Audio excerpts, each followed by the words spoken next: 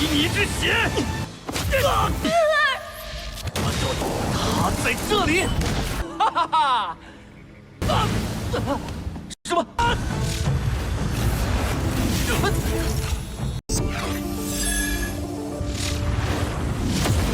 枯木逢春。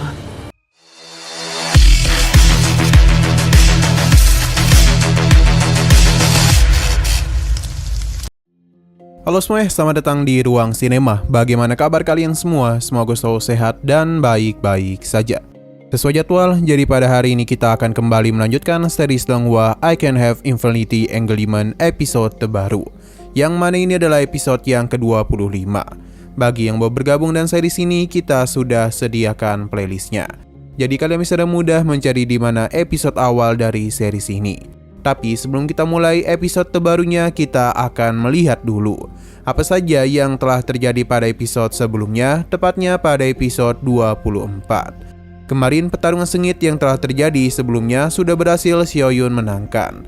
Tapi masalah baru langsung saja menghampirinya, sebab dia mendapatkan surat dari keluarga Xiao kalau saat ini mereka sedang dalam masalah besar. Alhasil Xiaoyun dan juga Zhou Ji pun memutuskan untuk pergi ke sana. Dan benar saja saat ini terlihat kalau ayah Xiaoyun tengah ditindas oleh orang-orang dari keluarga Ye. Ketika dia hendak diserang, Xiaoyun pun muncul dan menyingkirkan mereka semua. Sebenarnya ayah Xiaoyun takut hal ini akan memancing amarah dari keluarga Ye. Namun Xiaoyun meyakinkan ayahnya kalau ia sudah jauh lebih kuat. Ternyata keluarga Ye dan keluarga Xiao ini telah berselisih dalam waktu yang cukup lama. Bahkan Xiaoyun kecil melihat kematian ibunya tepat di hadapan dirinya sendiri. Ini jugalah yang membuat Xiaoyun berjanji akan memusnahkan keluarga Ye. Tapi sayang sekali Zhou Ji telah bertindak lebih dulu dibandingkan dengan dirinya. Sekarang kita akan melanjutkan episode terbarunya. Tidak mau ketinggalan dari Zhou Ji, Xiaoyun pun segera bertindak dan langsung saja melancarkan penyerangan kepada murid keluarga Ye. Karena semakin banyak murid yang dirinya kalahkan, maka sistem akan memberikannya poin lebih juga. Sadar kalau Xiaoyun saatlah menakutkan, mereka pun bergegas pergi melarikan diri. Tapi Xiaoyun tentu tidak tinggal diam dan langsung saja melancarkan serangan kepada orang-orang ini. Mereka pun dikurung dalam teknik pedang esnya.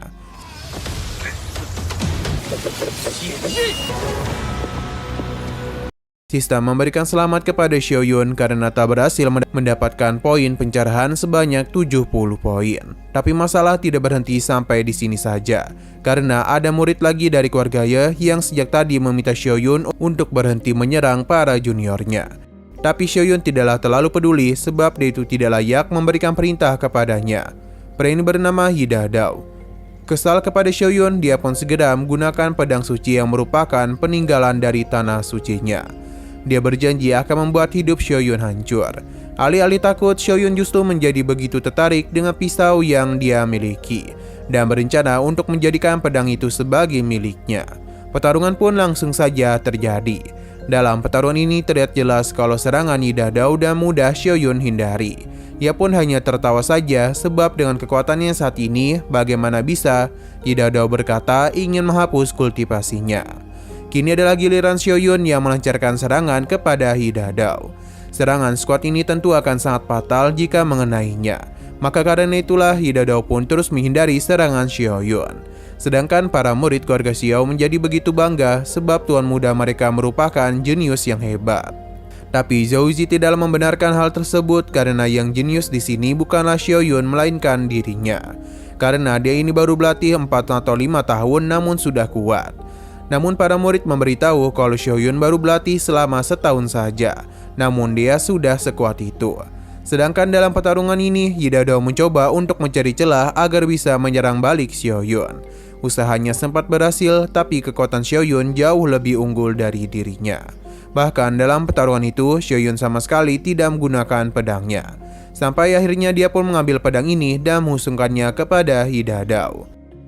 Sebenarnya Xiaoyun bisa saja menghabisi Yi Dadao, tapi itu tidak akan asik.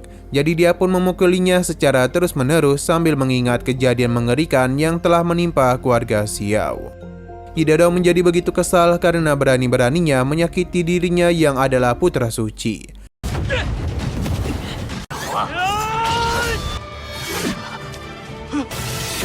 之血。萧云， Akan tetapi sesuatu pun muncul yang mana dia adalah utusan dari Tuan Suci dari Tanah Kekacauan. Dia begitu senang karena bisa menemukan keberadaan Xiaoyun. Jadi dia pun langsung saja memberitahu kalau Tuan Suci telah secara resmi menjadikannya sebagai putra suci tertinggi. Yang membuat Yi Dadao pun terkejut. Setelah semua ini, kepala keluarga Ye, yakni kakek dari Yi Dadao, menjadi begitu panik. Sebab melihat kondisi cucunya yang telah menjadi seperti ini. Sedangkan untuk Xiaoyun sendiri sedang dibawa oleh ayahnya ke sebuah tempat. Yang mana Xiaoyun menduga kalau saat ini mereka tengah pergi ke tempat pembuluh darah spiritual keluarga Xiao berada. Dato' Xiao memberitahu kalau 3 hari yang lalu fenomena aneh sudah terjadi di sini. Ini juga telah membuat keluarga Ye datang kemari. Jadi seharusnya Xiaoyun bisa meyakini kalau sesuatu sudah terjadi di tempat itu. Kemungkinan besar tempat tersebut menyimpan sesuatu. Youji pun memberitahu kalau di sini ada harta. Bahkan dia bisa merasakan kalau harta ini sedang memanggil dirinya. Namun Xiaoyun tidak percaya hingga Youji pun menghancurkan dinding gua karena ternyata memiliki sebuah gua tersembunyi. Namun ada sebuah penghalang yang membuat Youji tidaklah bisa masuk. Bahkan meskipun dia melancarkan serangan, semua itu sia-sia saja. Xiaoyun pun memberikan ejekannya karena lagi dan lagi kemampuan Youji tidaklah begitu bagus. Youji pun memberikan tantangan kepada Xiaoyun untuk menghancurkan penghalang tersebut. Yang tentu saja Xiaoyun menerima hal ini dan langsung saja melancarkan serangan kepada penghalang tersebut. Tapi tidak ada apapun yang terjadi. Ini sempat membuat Youji mentertawakan Xiaoyun karena segelnya memang kuat. Akan tetapi kesenangannya langsung saja terhenti sebab segel tersebut tidak mampu menahan kekuatan Xiaoyun. Dan pada akhirnya segel ini pun telah hancur.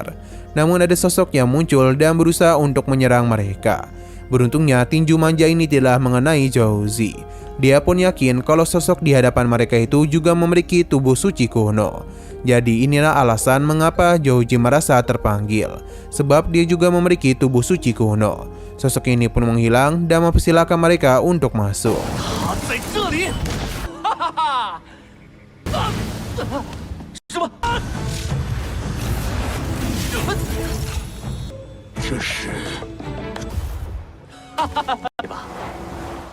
Yang mana di sana terdapat kerangka manusia yang diyakini adalah tubuh suci kuno. Jadi inilah harta karun yang selama ini tersembunyi. Pancaran kekuatan spiritualnya sangatlah luar biasa hebat. Xiaoyun akan memberikan harta ini kepada Youji. Pasalnya Xiaoyun malah merelakan harta sehebat ini. Tapi Xiaoyun menjelaskan kalau harta ini telah memilih Youji. Jadi untuk apa juga dia mengambil sesuatu yang bukan miliknya. Sebenarnya Youji juga tidaklah enak mengambil harta tersebut. Namun karena Xiaoyun memaksanya, maka Youji pun mengambilnya. Tindakan Xiaoyun membuat ayahnya menjadi begitu bangga. Sebab dia sangatlah berbeda dengan yang dulu. Andai saja ibu Xiaoyun melihat hal ini, maka dia pasti akan sangat bangga. Sayang sekali pembahasan itu telah membuat mereka sedih. Xiaoyun pun berjanji akan membalas kematian keluarga Xiao dengan memusnahkan keluarga Ye. Tapi sepertinya ayahnya akan melakukan hal tersebut. Dia menjamin kalau keluarga Ye tidak akan berani lagi menginjakan kaki di kota Fenglin. Untuk Zhouji sendiri kini sedang melakukan penyerapan kepada tubuh suci kuno. Secara perlahan namun pasti penggabungan ini mulai selesai. Dan tubuh Zhouji dipenuhi oleh energi spiritual yang baru. Tidak butuh waktu lama bagi Zhouji untuk menyerapnya. Youji pun memberikan sesuatu kepada Xiaoyun yang mana pemilik tubuh suci kuno ini sebelumnya telah menciptakan Jindan. Yang mana ini dipadatkan langsung dengan kekuatan spiritual. Jadi jika Xiaoyun menyerapnya, maka kultivasinya itu akan mudah ditingkatkan. Xiaoyun tidak menduga Youji akan memberikan hal tersebut. Karena dengan begini maka dia itu akan kembali kesulitan dalam mengejar kultivasinya. Youji tidaklah mempermasalahkan hal tersebut. Karena dia akan kembali menantang Xiaoyun untuk bertarung agar bisa menunjukkan jika dia tidak akan kalah darinya. Kini ada giliran Xiaoyun dalam melakukan penyerapan kepada Jindan. Kekuatan spiritual yang begitu murni bisa mereka rasakan.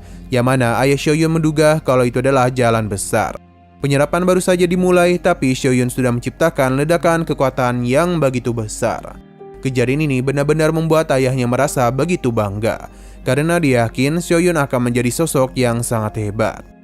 Xiaoyun juga membanggakan hal itu, namun dia langsung disambar petir. Akan tetapi ini bukanlah petir sembarangan, melainkan petaka guntur.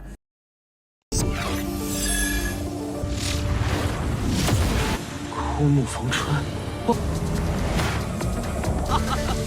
乌尔小雨，等一战！快走，他又引来雷劫了。 Xeno berpindah kepada Yidadao yang terbangun oleh sebuah bola cahaya, yang kemungkinan besar itu adalah gurunya. Dia pun memberitahu kalau Xiaoyun dari Tanah Suci Kekacauan telah melukai dirinya sampai seperti ini. Karena sudah berani melukai muridnya, sosok itu pun berjanji akan membalas perbuatannya. Akan tetapi saat ini dia hanyalah sebuah jiwa saja. Jadi dia pun akan menggunakan tubuh Yidadao untuk bisa membalaskan dendam kepada Xiaoyun. Xenol kembali ke tempat Xiaoyun yang mana petaka guntur masihlah terus terjadi. Melihat Tetua Xiao yang menjadi panik, Zhao Ji pun menenangkannya karena bagaimanapun petir-petir itu tidak akan mampu melukainya. Xiaoyun membenarkan hal tersebut karena ini hanyalah petaka. Jadi dia akan memanfaatkan kesempatan ini untuk menjadi lebih kuat lagi. Zhao Ji memintanya untuk tidak berpura-pura kuat. Begitu pula ayahnya karena bagaimanapun keluarganya saat ini masihlah membutuhkannya.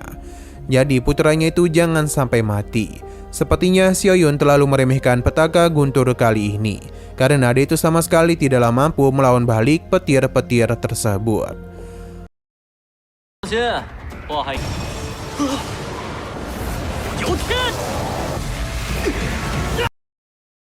Nah, sayang sekali lagi seru-serunya, episodenya pun harus bersambung dulu. Oke, sekian dulu pada video kali ini. Untuk video selanjutnya akan segera hadir. Jadi bagi kalian yang ingin mengikuti series ini, langsung saja klik subscribe dan aktifkan loncengnya. Terima kasih yang sudah menonton video sampai habis. Jika kalian suka pada video ini, klik like dan share ke teman-teman kalian tentang channel ini. Dan ditunggu aja kelanjutannya. Oke, sampai jumpa di video selanjutnya.